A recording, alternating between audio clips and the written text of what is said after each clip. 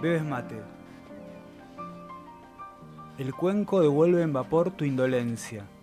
Del termo que sostenías tibio como un cachorro pende el hielo que espera y une la ruta que te deja en la nada.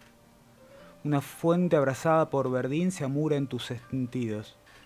Se fija ese esplendor con volutas de humo pesado, recurrente, que en unos pocos minutos esbozan en cielos distintos figuras de árboles, bocetos de camiones de carga, que como un residuo conservan el ritmo vivo de lo que explota y crece. Tu cuerpo te devuelve naturaleza, tiempo, te devuelve palo trabando la trama que contiene esa calabaza. Sube humo, baja el hielo desde donde terminan los días, los tallos asoman y los niños capturan el interés por avanzar. Bebés mate amargo. La ventana muestra el paisaje orbitar.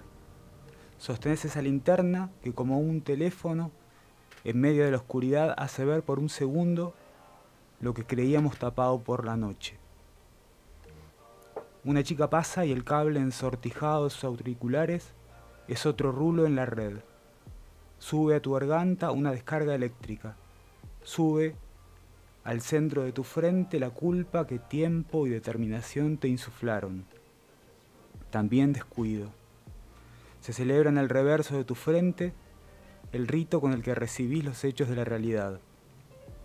Bebés mate diluido mientras zumba un auto flamante. Se detiene un perro que cruza de un punto al otro tu barrio sin preguntas en la mirada. Tus zapatillas te quedan grandes, andás como un malabarista callejero. La guarda blanca que circunda tu pie empieza a exponer mugre en una tipografía que no sabes leer. Bebés hasta que del termo caliente no salga nada, hasta que la yerba caiga de la boca, del cuenco y aplaste la bolsa negra del tacho.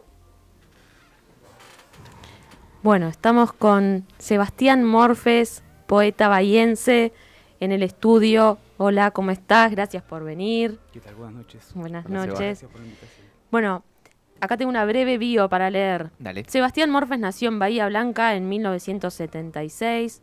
Publicó Oso Frávega, El Jardín de los Poetas, Parque Ilia, Blues del Cani. De Canigia, sí. Ah, ok. Y Humo, Humo sobre Warnes. Sí. Warnes. El barrio, Warnes. Pañuelo de perro, que lo tenemos por acá. ¿Dónde está acá? Sí. Pañuelo de perro. Plugo, que tiene una portada que es una locura. Tenemos por acá. Parque Ilia, el primero que dijimos. Algunos poemas suyos forman parte de la antología 5370, Poesía Argentina del siglo XX, y fundó en 2011 la editorial digital Determinado Rumor. Así es. Y entre otras cosas. Entre otras cosas.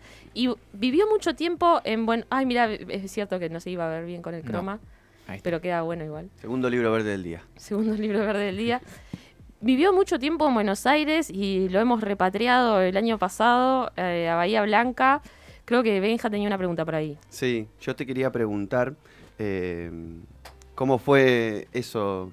Yo en la pregunta mía puse cómo fue ese exilio, no creo que haya sido un exilio, pero bueno, se me ocurre esa palabra. ¿Y cómo fue el regreso? ¿Con quién te encontraste allá? ¿Cómo fue, cómo fue volver? Claro, tal cual. ¿Cómo fue ese viaje? Respuesta difícil. No, porque podría explicar mi vida en esos dos movimientos que me llevaron muchos años, pero que yo me acuerde, cuando llegué a Buenos Aires me acuerdo de haberme ido por alguna situación personal y nada, acostarme a la noche con dos datos que me perturbaban. Uno, que Bocchini era vecino del departamento donde yo dormía. Y entre sueños escuchaba... Él es fanático de tomar helado. Entonces muchas veces... tomar helado. No lo escuchaba tomar helado, pero siempre escuchaba a la gente que decía bocha, bocha, o como sentía como un murmullo. Sí, gente que iba afuera a la calle y que como le a gritaba a saludarlo. Bocchini, sí. Porque se pedía 2 bochas de helado. Eso y la cantidad de poetas, escritores. Eso me aterraba cada vez que venía para acá y volvía a Retiro, o sea, como ibas a algún lugar y estaba lleno O sea, eran como hormigas. Hay mucha gente que escribe en Buenos Aires. Mirá. Yo que soy un provinciano con valores sencillos, me parecía un montón, como los escáneres, no sé si vieron esa película de Cronenberg Sí. que escuchaban voces. Yo que escuchaba, como decía Fabián Casas, que el ruido metalúrgico de los talleres literarios no me dejaba dormir. Seba, yo te quería preguntar, en base a eso, si un poco lo dijiste, pero en cierto punto, ¿no? ¿No democratiza la poesía o la escritura? ¿No sentías como más calma por ese lado? O De que haya más gente escribiendo. Sí. ¿O te intimidaba? Sí, no sabía cómo organizarlo. No sé si me... En general, no sé, calculo que era una cuestión de ego también. Y Buenos Aires, no sé, es una ciudad en la que hay que hacer un poco de culto del yo, porque si no te aplasta. Claro. Pero no sé, para mí más que digo, hay una cuestión que es, sí, que puede llegar a tener con la democratización y eso, pero me acuerdo puntualmente eso de mucha más variedad y nada, y muchas olas de poetas que estaban un año y después al otro año no los veías más, digo, como hay mucho texto y mucha circulación. Mucha circulación, eso. No sé si lo tengo pensado, pero me acuerdo de eso, de que inquietante la cantidad de gente que escribía con la que convivías. ¿Y Bueno. cómo fue volver a Bahía? Qué sé yo no sé si lo pensé mucho, volví sin avisar, qué sé yo, volví en un auto con un familiar, Ujú. iba a volver a Buenos Aires y nadie me reclamó y me quedé. Seba, yo te quería preguntar sobre tu editorial, Sí. Determinado Rumor. ¿Cómo funciona? ¿Cómo se te ocurrió la idea? ¿Cómo fue? Es una editorial que ya no está más online, se llama Determinado Rumor. Se dio en el 2011 que pasaban un par de cosas en el mercado editorial y en el país. Primero, en que había una especie de confianza en los ebooks. Se habían lanzado ese mismo año y estaban sueltos en varios medios de difusión algunos evangelizadores de lo que era la literatura digital, o sea, todo lo que tenía que ver con la compra de contenidos digitales, puntualmente editorial. Y después había, no sé, como esa época medio onírica del 2011, como la reelección de Cristina, el plan Conectar Igualdad, no sé, como que flotaba también en algunos casos había, yo me acordaba de alguna experiencia o de esa experiencia adolescente de GNU, de Linux y eso, imaginaba que era un momento para, primero, nutrir, de encargarse de generar la posibilidad de que para docentes, para los que estén interesados, que tengan acceso a poesía contemporánea en digital, que puedan circular en aulas, y a la vez aprovechar la difusión que había en los medios para distribuir poesía. Y justo hoy venía pensando en eso, porque después la editorial medio como se fue apagando, y como decía Néstor Sánchez, el novelista ese, que volvió de Nueva York sin nada, se perdió totalmente la épica de la edición. Hicimos con Mechi Halfon, que me ayudó en un momento con un laburazo de edición, yo no sé cómo, me parece que fue mucho laburo, publicamos un montón de poetas buenísimos, y después un poco nos quedamos más orientados a lo que escribíamos nosotros, porque el laburo editorial te lleva casi toda la libido escritural. Hay algunos que podrán lidiar con esas dos cosas, pero es muy difícil escribir y editar. Y después en eso, que todavía seguía viva la editorial, me olvidé de renovar el dominio y ahora lo tiene un sitio vergonzoso. Muy buena. Sí. Como Cosas que pasan en el multiverso. Como le pasó a Paprika. ¿Cómo era el nombre? Sigilo. Sigilo, claro, claro, sí. que originalmente Era un tema de marca, ¿no? No, Eso. originalmente se llamaba Paprika, se olvidaron de patentar el nombre, Ajá. ya había otra cosa, tuvieron que sacar todos los Sí. libros de la librería Eso sabía. y cambiarlo. Bueno, yo tengo dos preguntas. Primero quiero poner en contexto la pregunta. Leyendo al menos estos tres poemarios de estos tres libros, noto que hay mucho bueno, en uno en particular hay mucho del pasaje local, está el Paseo de las Esculturas, en la postá, aparece mucho la caminata, la reflexión, incluso algo que a mí me llamó la atención es que hay como un más allá en tu poesía, ¿no? Como que vos decís algo así como de tendido imaginario, manos invisibles, ¿no? Como algo que conecta todo lo que vos ves. ¿De qué manera vinculás vos las caminatas con el proceso de escritura o con el proceso de pensamiento que finaliza en la escritura? Es una pregunta tremenda para hacer. Porque habla como de una especie de construcción del texto que sinceramente me resulta complejo explicarlo, no porque sea complejo, sino porque no lo tengo tan organizado. Justo hoy estaba leyendo hay un libro de Gog y Magog que se llama La poesía en estado de pregunta, y la primera pregunta es de Daniel García Helder, que hace un desarrollo más o menos de su método compositivo, que a mí me dejó impresionado porque no hablaba de todo lo que decía Julia y no hablaba, por ejemplo, de que le había pasado algo con la madre o tenía ganas de decirle algo a la sobrina, como no encontraba mociones afectivas en la escritura. Pero no sé, hay algo, para mí, hay algo de eso que decís vos y que, por lo que puedo responder, hay algo que tiene que ver, hay una intención catastral. Como que yo noto, por ejemplo, que siempre escribo por los lugares en los que circulo. En general caminando a la velocidad de la caminata, y me parece que también la narración de no voluntariamente, la narración de los poemas, lo narrativo de los poemas, lo descriptivo de los poemas, tiene esa morosidad de las caminatas, tiene esa observación que trata de ver conexiones y eso. Y después nada, como pensaba, eso por ejemplo, también como nombre de lugares como Warnes, Parque Ilia, y después la experiencia de haber vuelto a Bahía. Estaba leyendo, o sea, las veces que leí en algún lugar, siempre me pasaba que hablaba de lugares que nadie podía llegar en un colectivo de la ciudad, porque estaba hablando, por ejemplo, de la calle Muñecas, de Warnes, de Méndez de Andes, no sé, como hablaba de lugares de Flores, que me daba como incomodidad. Las últimas veces que leí me dio un poco de incomodidad eso, como estar hablando de otro lugar, como sentirme como un extranjero por lo menos con los poemas. Así que voy a tener que, aunque sea, o cambiar las direcciones. Yo leí Pañuelo de Perros y tomé algunas anotaciones sobre la poesía, y tiene mucho esto que decía Juli y también de lo que decís vos. Es como una poesía muy de lo cotidiano, muy prosaica.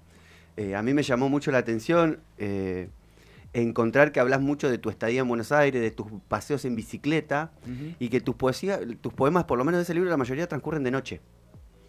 Y esto mucho que hacer referencia a lugares, esto que decías recién, de barrios o esa cercanía en la que uno se mueve por ahí cuando se va a vivir a algún otro lado, por ahí donde uno vive también. ¿Qué sé yo vivo cerca del centro y en Bahía me muevo 15 cuadras a la redonda, no me muevo mucho más. Y te quería preguntar si en tu vuelta empezaste a escribir cosas más vinculadas con tu presente, con tu nuevo barrio, si es nuevo, si siempre volviste al mismo lugar. No, es un barrio nuevo. Y sí, además como que ya cuando volví ya Bahía me empezó a parecer una ciudad extraña. No sé por... ¿Cuánto tiempo estuviste afuera? 20 años, más de 20 años. Un montón. Y nada, como cuando volví a Bahía, que Bahía era como un lugar que yo tenía como medio idealizado, porque era el lugar donde yo viví mis primeros, no sé cuánto, igual me fui tarde, me fui como a los 28 años. O sea que no me fui muy joven. Les podría decir me fui a estudiar, ¿no? Me fui a estudiar con un sueño en la mochila, pero no, ya me fui. Claro, no hiciste el camino me fui clásico cuando había dejado de estudiar me fui. Y no me acuerdo qué les estaba diciendo. Bueno, yo tengo una pregunta para este momento. ¿Por qué Parque Ilia no tienen títulos los poemas y todos los otros sí? Bueno, no sé si hay una respuesta única. Parque Ilia tiene una particularidad, o varias. Parque Ilia sale de un, o sea, como se termina publicando por una beca que da una fundación que se llamaba Antorchas, que tiene un edificio buenísimo. Yo me acuerdo de haber ido una vez y en un momento, no sé por qué, yo había escrito un poema que se llamaba El Jardín de los Poetas.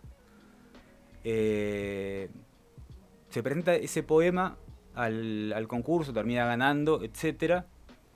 Y cuando leo ese poema, yo ya estaba un poco en Buenos Aires y me juntaba con amigos que estaban en una situación medio marginal a la poesía que yo estaba escribiendo.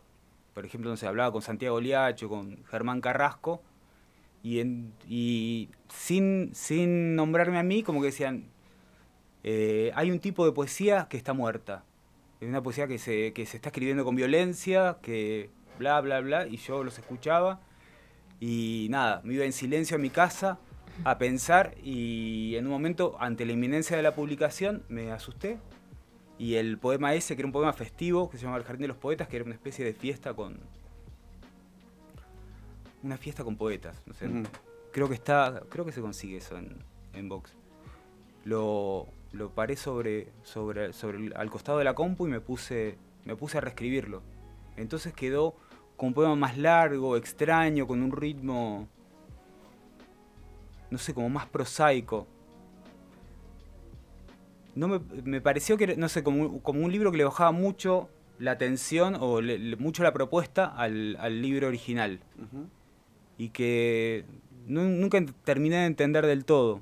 Lo que sí, la otra vez me dijeron que por ahí en ese libro está un poco la clave de lo que escribí tiempo después. Y puede ser. Yo leí Parque Ilia y encontré poemas que son súper contemplativos en cierto punto. Ahí rescato también un poco lo que dijo Hu, de que hay como cierta abstracción, bien desde casi como desde lo cognitivo. Y quería preguntarte cómo es tu proceso de escritura, porque si bien son caminatas, la caminata es dinámica, me imagino, mientras que la escritura tuya, por lo menos en esos poemas, parece como un momento... Me hace acordar un poco a Julián López, lo que decía de capturar lo fugaz, de lo efímero, eso que se pierde. ¿Cómo es tu proceso de escritura, sabiendo que es como que haces una especie de zoom al momento? En general, lo que suelo hacer es una práctica parecida al armado de rompecabezas. Casi siempre busco empiezo cuando tengo una idea muy clara de escritura, siempre trato de tenerla presente, restarle importancia y empezar a escribir los bordes de esa idea. Pensar a todo lo que trae esa idea, presentarlo, porque siempre me da esa angustia de que hay en la síntesis una solución del poema, pero también hay una noticia de muerte, de todo lo que no se va a decir. Y siempre trato de arrancar o de organizar los poemas con todo lo marginal a la llamada con la que se presenta el poema. Eso, y después tratar de prestar atención a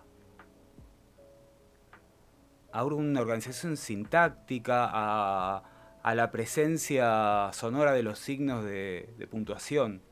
Eso es lo que hago cuando empiezo a escribir un poema.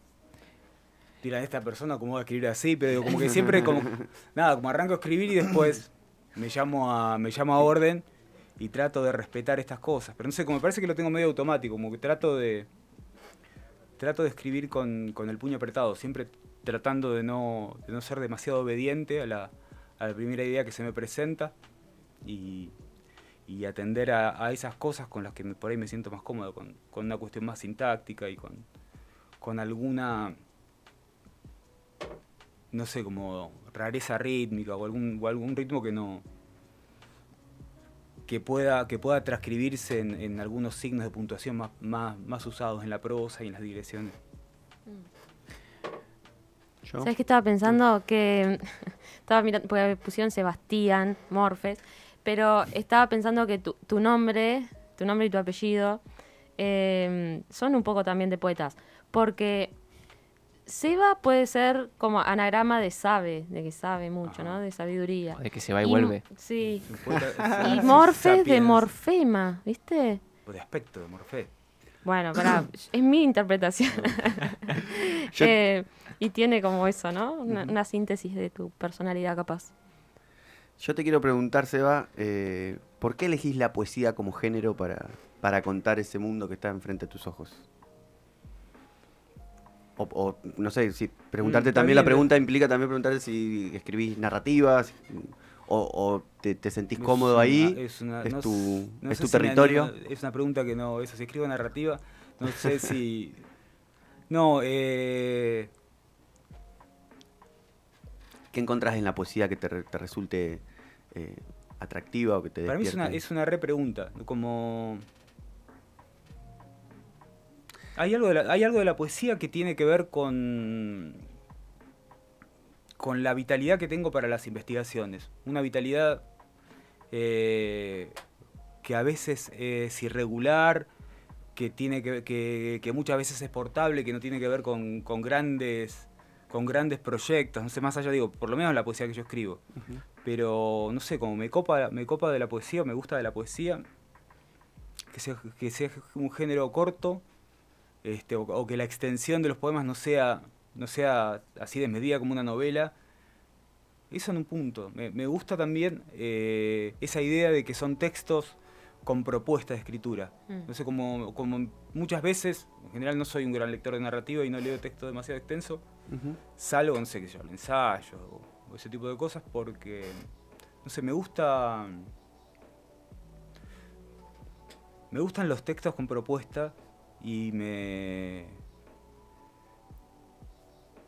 me copa eso, no sé, como... Y hay algo también, no sé, como hay algo de poetas que... Yo siempre quería ser poeta, por ejemplo, de adolescente, Ujú. y de golpe, o sea, como insistía y no la pegaba.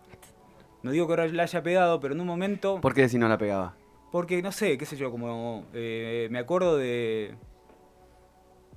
comprar libros de poemas, de leer, a la luz o a la referencia de un libro que estaba leyendo, tratar de escribir, y Ajá. entendía de alguna manera una lógica que copiar, un tipo de forma que copiar, pero no sentía que esté funcionando. Y de golpe, no sé, leyendo algunos contemporáneos, yo me acuerdo, vi a Diario de Poesía, Ujú. que conocí, entre los primeros poetas que conocí, así que como que catalizaron un montón de trabajos que yo no sabía para qué lado iba. Ujú. Fue El Guadal de Daniel García Helder, como un libro que salió a mediados de los 90, que hay poemas que me los acuerdo de memoria, y no sé, como que esa lectura, ese tipo de poemas con esa estética, con ese sonido y no sé, con esa síntesis, no sé, como eso y después otras lecturas Lo sentiste como más cercano. no sé, como que encontré más o menos un camino Claro. para, no sé, entre los poetas que Sí. se proponían, me acuerdo por lo menos a fin de los 90 en el Diario de Poesía, y después otros poetas que fui conociendo, Sí. terminó de, no sé, de darme un lugar, darme una voz y darme una seguridad. Claro.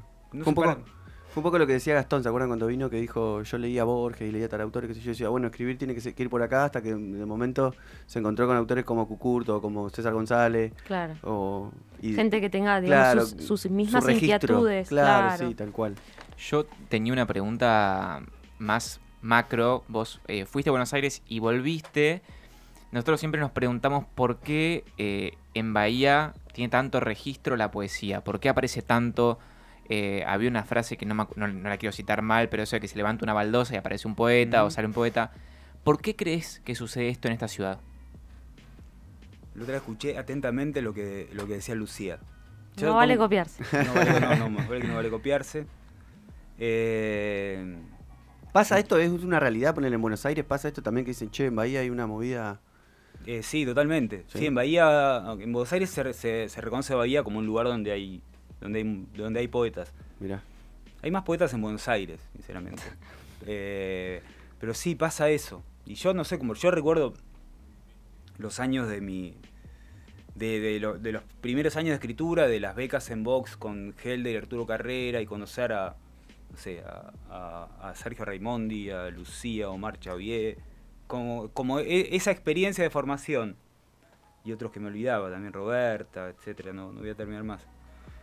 Pero con mucho, no sé, como algunos grupos con mucha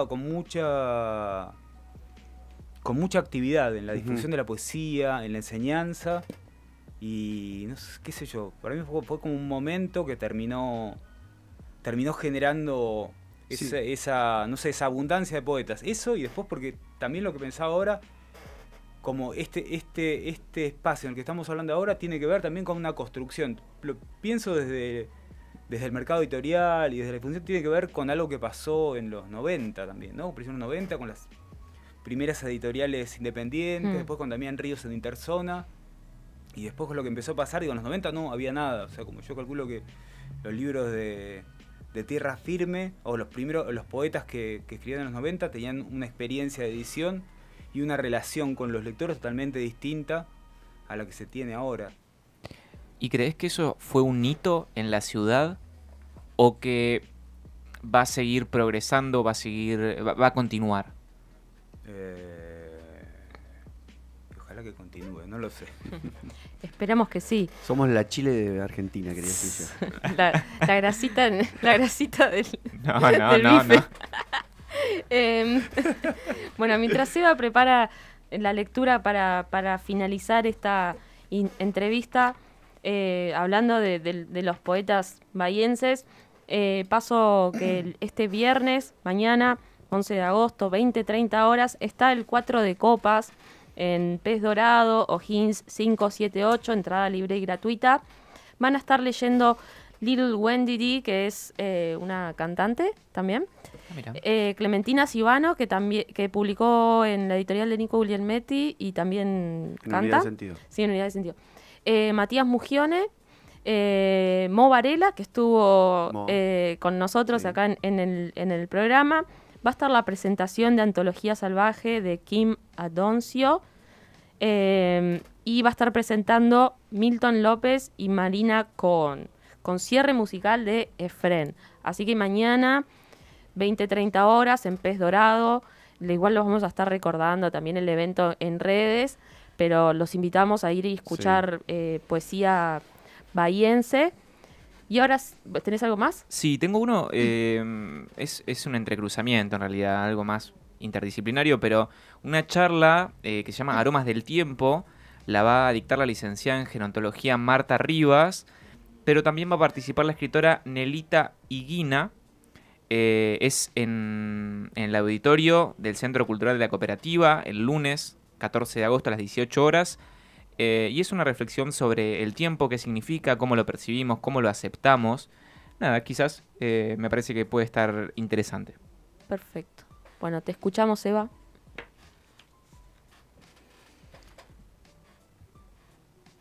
Un poema sobre bicicletas.